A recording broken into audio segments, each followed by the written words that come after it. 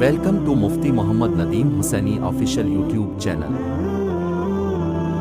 مفتی صاحب کے چینل کو سبسکرائب کریں تاکہ ہر آنے والی ویڈیو سے باخبر رہیں۔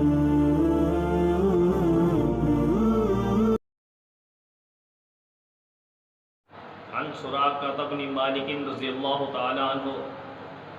قال أن النبي صلى الله عليه وسلم قال ألا أدلكم أفضل الصدقة ابنتك مردودة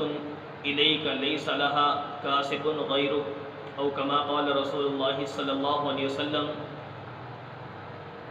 میرے پیارے بھائی دوستو، ابو داؤد اور نسائی شریف کی روایت میں نے آپ کے سامنے تلاوت کی۔ نبی اکرم صلی اللہ علیہ وسلم کو مبارک فرمان نقل کرنے والے سراقہ ابن مالک رضی اللہ تعالیٰ عنہ فرماتے ہیں کہ نبی اکرم صلی اللہ علیہ وسلم نے فرمایا، کیا میں تمہیں بہترین صدقہ نہ بتاؤں، افضل صدقہ نہ بتاؤں؟ نبی اکرم صلی اللہ علیہ وسلم نے پھر فرمایا کہ اے میرے صحابہ، سب سے افضل صدقہ اللہ رب العالمین جسے قبول کرتے ہیں، خوش ہوتے ہیں، فرمایا کہ اس شخص پر صدقہ ہے، وہ اس بچی پر، اس بیٹی پر صدقہ ہے کہ جو بیٹی جس کو آپ نے اگلے گھر منتقل کر دیا، بھیج دیا، شادی کر دی، رخصتی کر دی، اس کے بعد وہی بیٹی تمہارے ذمے آ گئی۔ اس کی مختلف صورتیں ہوا کرتی ہیں۔ بعض دفعہ ایسا ہو جاتا ہے کہ کسی بچی کا شوہر فوت ہو گیا اور وہ بیٹی دوبارہ ماں باپ کے پاس آ گئی، سمجھ آ رہی ہے؟ تو یا اسی طرح اس بیٹی کا خرچہ کسی بھی وجہ سے ماں باپ کے ذمے دوبارہ پڑ جائے، تو نبی اکرم صلی اللہ علیہ وسلم نے فرمایا اس بچی پر صدقہ کرنا بہترین صدقہ ہے، بہترین صدقہ، سب سے افضل صدقہ نبی اکرم صلی اللہ علیہ وسلم فرمایا کہ اس بچی پر صدقہ کرنا گویا ہے۔ سمجھ آ رہی ہے؟ جی، وجہ اس کی اچھا ایک صورت یہ بھی ہو سکتی ہے کہ بچی کو طلاق ہو گئی، کوئی بھی ایسی صورت اللہ نہ کرے کوئی پیش آ گئی۔ اللہ ہر کسی بچی کے گھر کو اچھا بنائے، اچھے زندگی ان کی گزرے، تعلقات ان کے اچھے رہیں، لیکن بعض دفعہ جیسا کہ حالات چل رہے ہیں یہ صورتیں کبھی کبھی پیش آ جاتی ہیں، تو فرمایا کہ وہ بچی جب دوبارہ ماں باپ کے ذمے آئے گی، ماں باپ کے ذمے اس کا خرچ آئے گا، تو پیارے پیغمبر نے فرما دیا اس بچی کو اپنے پر بوجھ نہ سمجھنا، اس پر صدقہ کرنا، اسے خرچ کرنا، اس کو کھلانا پلانا، اس کے اخراجات کی فکر کرنا، فرمایا کہ یہ بہترین صدقہ ہے۔ تو اس کی وجہ کیا ہے؟ نبی اکرم صلی اللہ علیہ وسلم نے فرمایا اس کے مختلف وجوہات ہیں۔ نمبر ایک تو یہ کہ غم زدہ کی دلجوئی ہوگی اس میں، کیوں؟ وہ بچی غم زدہ ہے، پریشان ہے،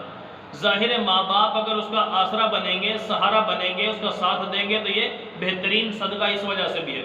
دوسرا، رشتہ داری کی بنا پہ، ایک تعلق کی بنا پہ صلہ رحمی بھی ہے، یہ سمجھا رہی ہے؟ اسی طرح فرمایا کہ ایک مصیبت زدہ اس کی دلجوئی ہے اس کے اندر، فرمایا کہ ایک اپنی اولاد ہونے کی بنا پر اس کی خبر گیری کرنا ہے۔ تو مختلف نبی اکرم صلی اللہ علیہ وسلم اس کے اسباب بتائے ہیں، ٹھیک ہے؟ کئی وجوہات ہیں کہ جس کی بنا پر فرمایا کہ بھئی اس بچی پر صدقہ کرنا بہت ہی افضل ہے، اللہ کو بہت زیادہ پسندیدہ ہے۔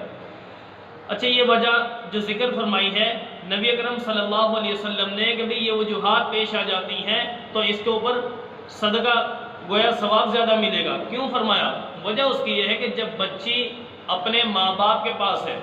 شادی نہیں ہوئی، وہ اولاد ماں باپ کے لیے خوشی کا سبب ہوا کرتی ہے، ماں باپ کبھی بھی اس کے خرچے سے پریشان نہیں ہوتے، کبھی اس پر خرچ کرنے کی ٹینشن نہیں لیتے، لیکن جب وہ بچی اگلے گھر کی ہو گئی اور اگلے گھر سے جب دوبارہ ماں باپ کے پاس آ رہی ہے، ٹھیک ہے، اللہ نہ کرے کوئی صورت پیدا ہو جائے ایسی، تو فرمایا کہ اس وقت وہ بچی ماں باپ پہ ایک قسم کا بوجھ سا محسوس ہونے لگتا ہے۔ اگرچہ ماں باپ جن کے دل میں بیٹی کی قدر ہے، اولاد کی قدر ہے، وہ کبھی بھی یہ بات نہیں سوچیں گے، کبھی بھی نہیں سوچیں گے کہ ہماری بچی کا اخراجات ہمارے ذمہ پڑ گئے، لیکن بعض دفعہ جیسا کہ حالات پیدا ہو چکے ہیں، مہنگائی کا دور ہے اور بچیوں سے ویسے ہی عوام